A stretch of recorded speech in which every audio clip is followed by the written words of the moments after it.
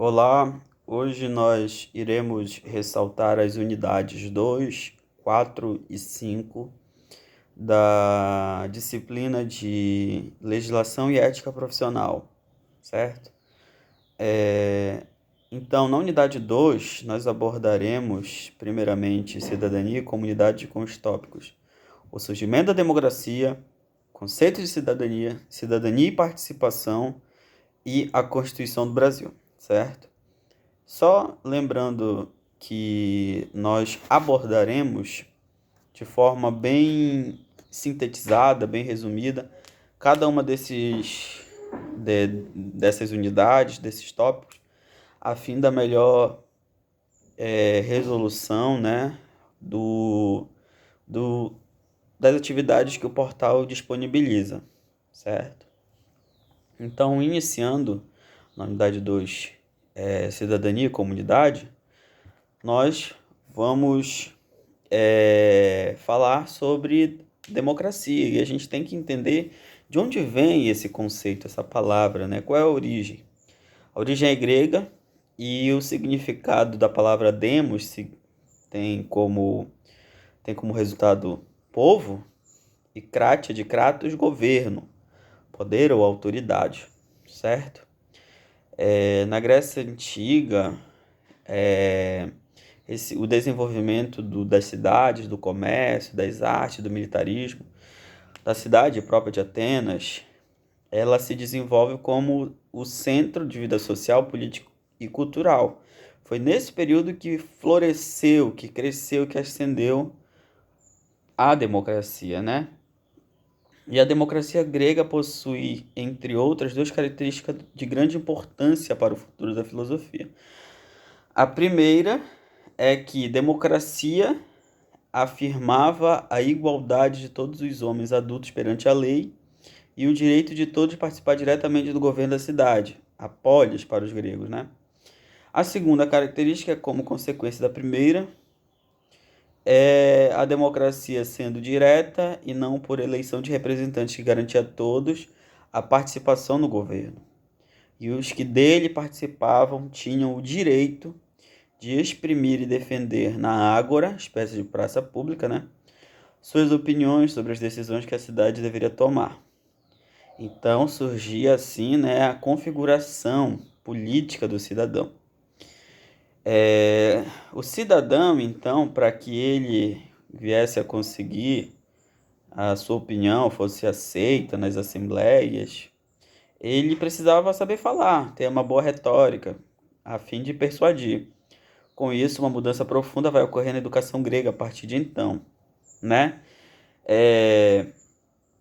Sobre a partir da participação do cidadão, exercendo a cidadania, a educação passa a ter um papel cada vez mais importante, né? Marilena Chauí diz, por exemplo, ora, qual é o momento em que o cidadão mais aparece, mais exerce sua cidadania?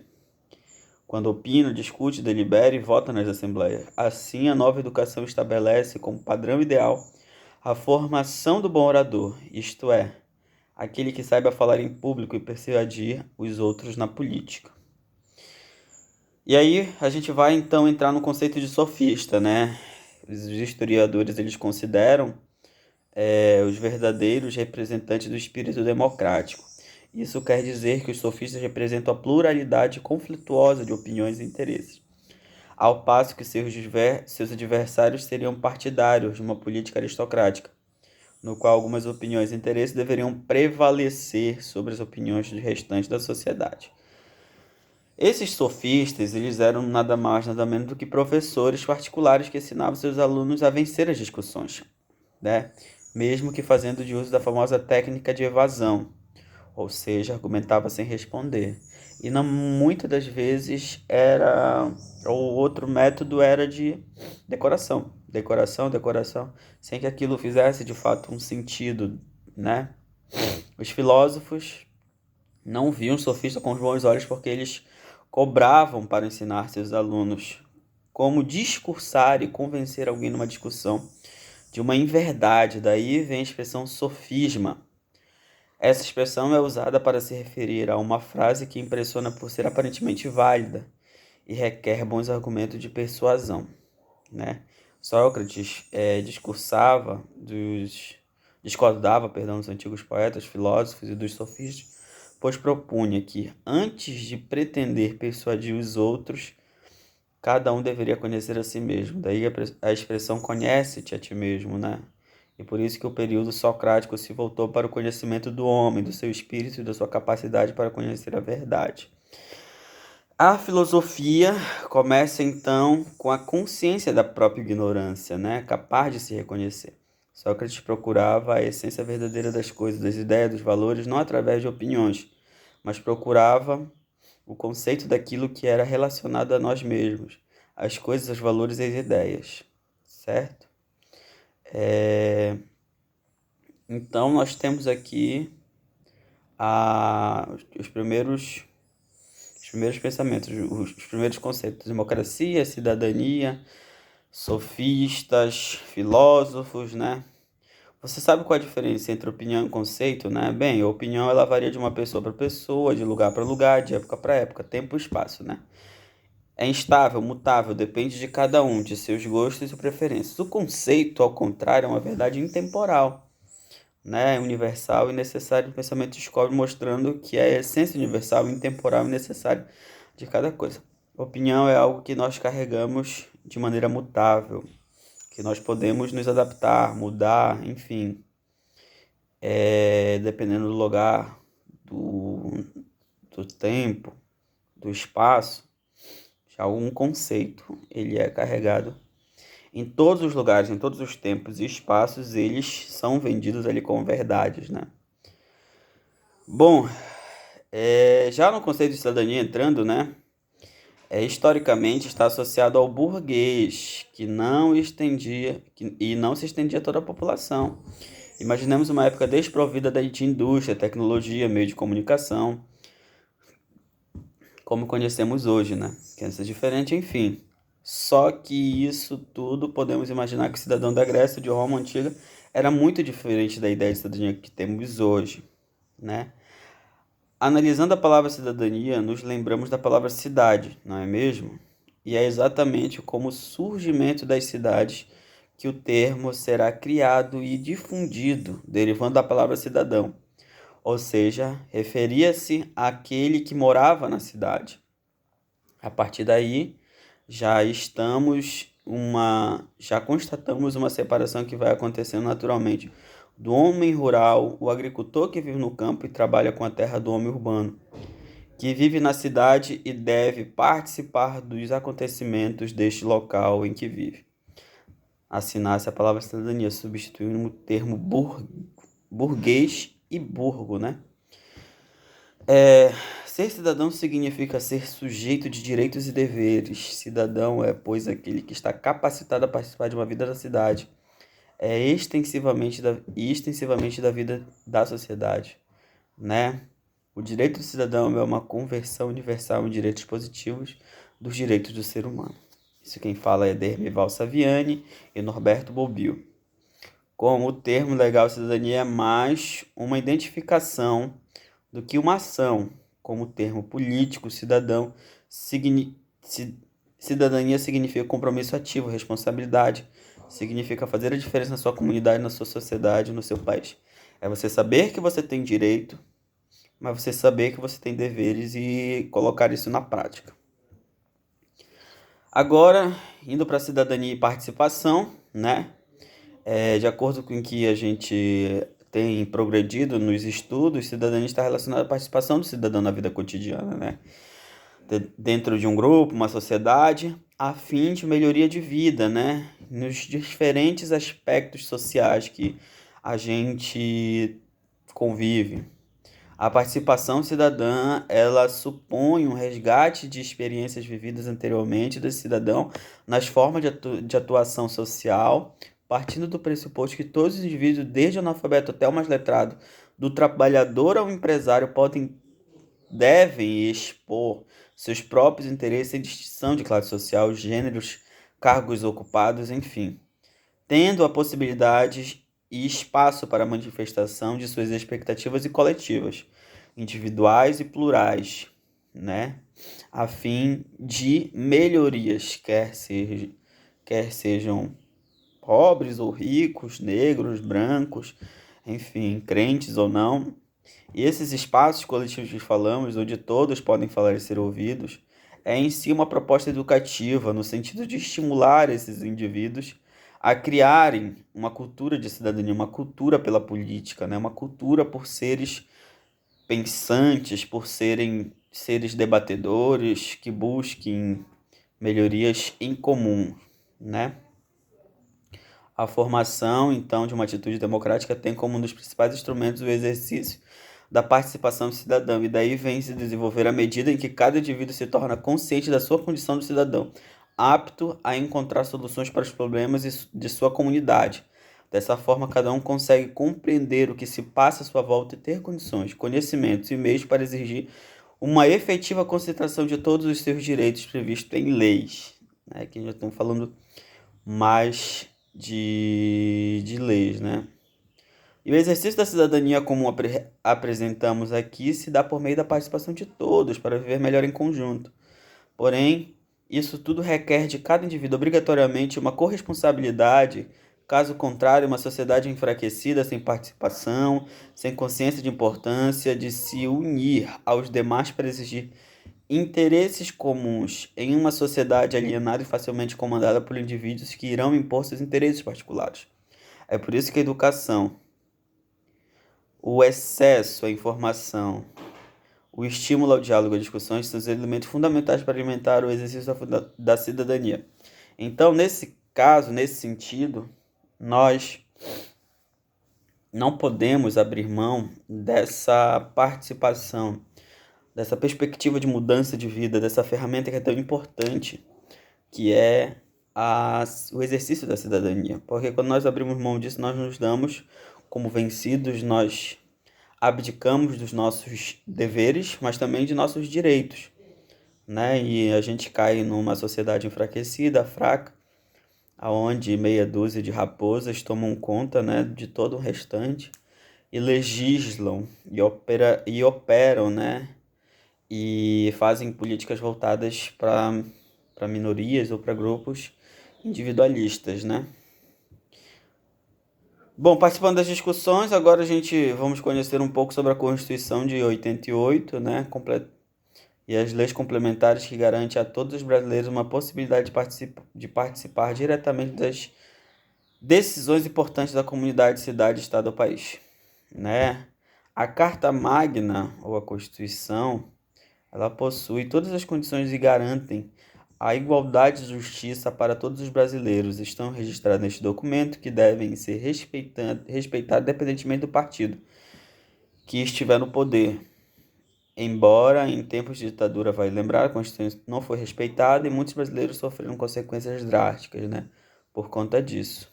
Pressão, perseguição, exílio, tortura, morte, né? Enfim. Nós temos aqui alguns movimentos, formas de trabalhar, né? Esses movimentos, instituições sociais, organizações não governamentais, empresas e toda forma de organização da sociedade civil representam legítima e legalmente as necessidades da população. Por esse motivo, devem ser respeitadas, reforçadas e qualificadas para que juntas assumam a importante tarefa de criticar a realidade e construir uma nova forma de consciência pacífica, organizada e que promova uma melhor qualidade de vida para todos os brasileiros. Na Constituição Federal, Constituição do Brasil, né? Esses problemas, os debates acerca de soluções na esfera social, municipal, estadual ou federal, a Constituição ela estimula o movimento da sociedade civil organizada por meio de mecanismos importantes da participação cidadã, com projetos de lei de iniciativa popular, referendo, plebiscito, que comprovam o avanço extraordinário do tratamento jurídico, do respeito e garantia à vigência dos direitos humanos, né? Nós temos aqui, em seu artigo 1º, define que a República Federativa do Brasil formada pela união indissolúvel dos Estados, municípios, Distrito Federal constitui em Estado democrático de direito. porque todas as instituições devem se submeter à lei, e democrática, porque todas as pessoas e instituições são submetidas a leis democráticas aprovadas, né? Então a gente tem aqui alguns instrumentos de defesa à disposição do cidadão brasileiro: habeas corpus, habeas data, mandado de segurança, ação popular. Na Constituição do Brasil, a gente vai seguir alguns tópicos de grande importância para conhecer um pouquinho mais dela, né? A Constituição, ela assegura plena liberdade de associação para fins lícitos, assegura liberdade de associação profissional, sindical, patronal, estabelece que a criação de associações na forma da lei e das cooperativas independem de autorização, sendo vedada, a interferência estatal em seu funcionamento, define como direito do trabalhador a participação nos lucros, desvinculada de remuneração, especialmente na participação de gestão da empresa, assegura a participação de trabalhadores e empregados no colegiado nos órgãos públicos em seus interesses profissionais e previdenciários sejam objeto de discussão e deliberação, estabelece a figura do representante dos empregados na empresa com mais de 200 empregados, com a finalidade de promover o entendimento com o direito do empregado, assegura o direito à informação, garante a ação popular e, nas áreas de políticas públicas sociais, especialmente ciência social, estabelece algumas diretrizes: descentralização de política administrativa e participação da população por meio de organizações representativas na formulação de políticas e no controle de ação de todos os níveis, né? Na nossa última Constituição de 88, o que nos faz pensar que nem sempre as leis estão atualizadas de acordo com a época, né? De lá para cá a sociedade ela mudou bastante, numa velocidade impressionante, com áreas como, por exemplo, valores sociais, padrões familiares, entrada de um mundo virtual do dia a dia das pessoas, estruturação no mercado de trabalho, ou seja, são mais de 2 décadas, ou melhor, mais de uma geração que tem como base as mesmas leis destinadas a uma sociedade completamente diferente. Ou seja, nós precisamos estar em constante mudança, adaptação, melhoria, porque a Constituição não é algo que deve ser doutrinado, estagnado, parado e servir por várias gerações, não. Porque à medida que o tempo passa e muda-se o tempo e o espaço, é necessário uma atualização de políticas e de leis. Então, finaliza-se essa primeira, a unidade 2, né? E agora, então, a gente adentra na unidade 4, dentro das questões éticas contemporâneas e ética profissional. Valendo ressaltar a ética do consumo, a ética e trabalho, a evolução histórica do trabalho, individualismo e ética profissional. Certo? Na ética do consumo, o filósofo Aristóteles, que é um filósofo que é muito estudado nessa disciplina, ele afirma que tudo que o homem precisa para ter uma vida confortável já havia sido descoberto e inventado. E estando realizado materialmente, estaria somente dedicar-se à evolução do espírito. Porém, Aristóteles aponta também para o momento que o homem sentiria uma insatisfação absoluta, assim que tivesse conquistado todos os bens materiais, né? Ou seja, um vazio existencial por não completar, por não poder comprar a evolução espiritual, né? A ideia de realização frequentemente esteve ligada à satisfação material. Essa satisfação no cenário de economias de mercado se reduz de maneira geral ao consumo de bens materiais, ou que proporciona mais lazer ou para ostentar um poder de aparência ou de status. Ou seja, você tenta comprar a felicidade, você tenta comprar a satisfação, você tenta comprar aquele momento, a fim de ostentar, a fim de fazer um lazer, ou a fim de se aparecer, né? A gente tem muito o termo vencer na vida. Esse vencer na vida, ele é basicamente um acúmulo de bens e ostentação material a fim de poder, né? Vencedor é aquele sujeito que teve a possibilidade de adquirir o carro do ano, a roupa de marca, estar em lugares melhores frequentados, viajar para países ou lugares paradisíacos. Essa é a forma que a sociedade impõe como padrões de quem vence na vida, né? Então, a gente tem, de certo modo, né, pela dinâmica de massa, né, que é reforçada pela obsessão pelo poder, pelo vencer, perdão, logo pelo poder, as são principais características de sociedades modernas que visam um consumismo obsessivo, compulsivo, extremo, né? Sem regras, sem, sabe, sem problematização acerca do seu autoconsumo, né? E escancarando ou abrindo margem para uma felicidade fachada, né? Para estar se enganando com aquilo, né? Com aquela realização material. Não estou dizendo que não seja bom, seja mais de forma moderada, consciente, enfim, né? Mesmo que nós aceitássemos como válido esse estilo de vida, já pensou como seria a vida das pessoas em sociedade? É que para a maioria da população a possibilidade de vencer é uma ilusão construída e incentivada pela própria sociedade de consumo. Do melhor, né?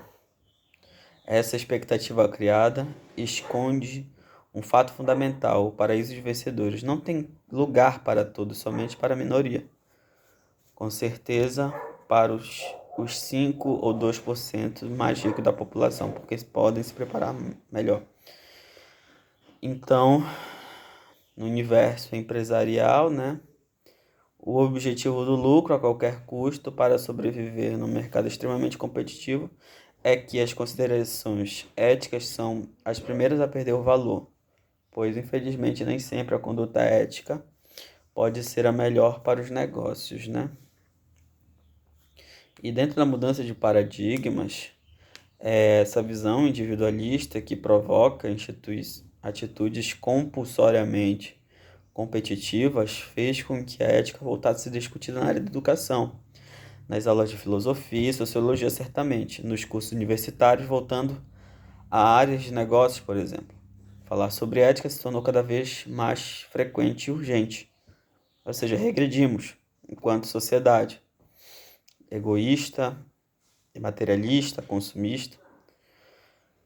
Nos últimos anos, o debate sobre a ética na política, nas questões sociais e econômicas, ressurgiu com muita força. É crescente e cada vez mais comum o lançamento de livros sobre ética nas empresas, nos cursos de gestão de negócios e agora estão incluídos em cursos de disciplina ética e cidadania. Então, por esse motivo se justifica, né, a ética dentro da grade, né, do curso de engenharias. Ética e trabalho, evolução histórica do trabalho. Aqui a gente vai ter um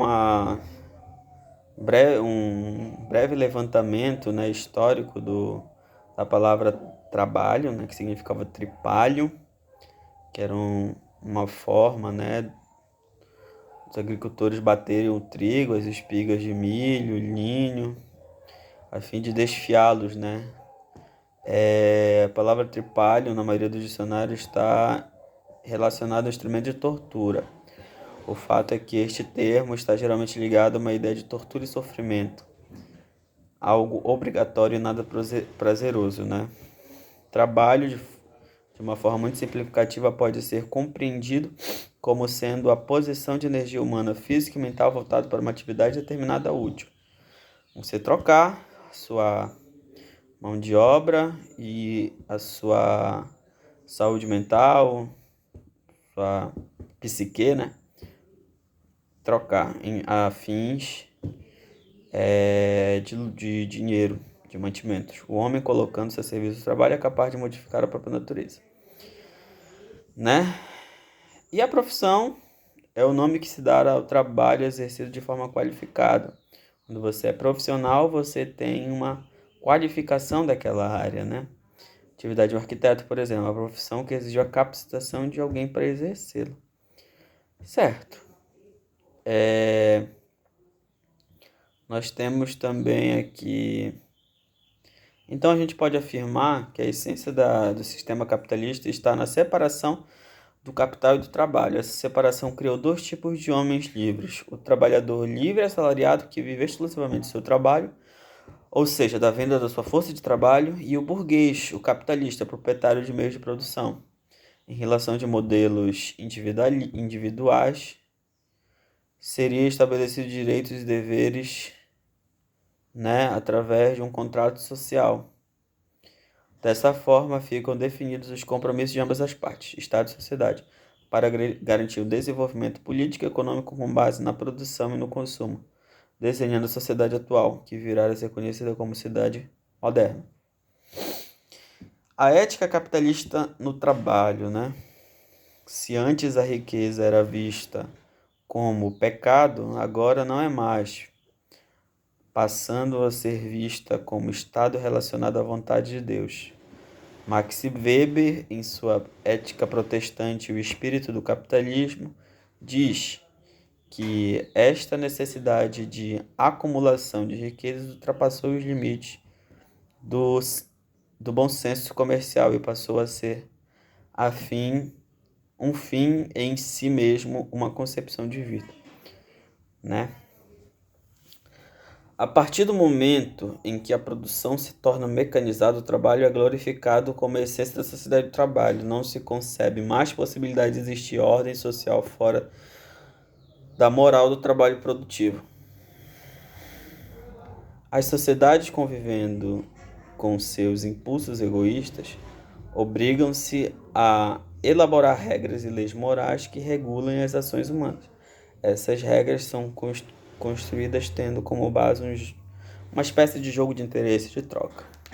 A ética capitalista, ela dá margem ao pensamento de que o bem-estar da coletividade não se deve a um comportamento altruísta de pessoa, mas sim pela defesa do interesse próprio para melhor solucionar os problemas de grupos sociais, né? Então, para imperar a nova ordem, procurou-se limiar qualquer forma de resistência, impondo-se um modelo de sociedade em que só o trabalho produtivo fabril tinha valor, e quem se encontrasse fora desse modelo era expurgado da sociedade, não tinha utilidade. Já a nova ética empresarial, ela visa ganhar o mercado a qualquer custo, ignorando o que hoje conhecemos. Antes, né, as empresas elas visavam ganhar o mercado a qualquer custo, visando o que hoje a gente vislumbra como direitos trabalhistas, né, e a própria ética. O lucro era a meta mais importante a ser atingida. Com a evolução dos tempos, o trabalho passou a ser relacionado ao comportamento e as empresas que tiveram que estabelecer altíssimos padrões de integridade e depois aplicá-los sem incertezas. Dada a concorrência do mercado, as empresas tiveram obrigatoriamente que retomar como conduta ética para sobreviver, se quisessem manter as conquistas e fidelidade de seus clientes, né? Dentro desse clima organizacional, o espírito da defesa do interesse próprio é mais forte dentro de uma empresa. É impossível criar um espírito de equipe, um item hoje considerado fundamental para quem almeja o aumento da produtividade, tão necessária num mercado competitivo, né? Então, falando também sobre as questões da ética dentro da empresa, como ver se o intuito de sobrevivência fala mais alto do que qualquer teoria aprendida na escola, afinal, que empresa teria condições de sobreviver e prosperar num clima de falência econômica e socioambiental?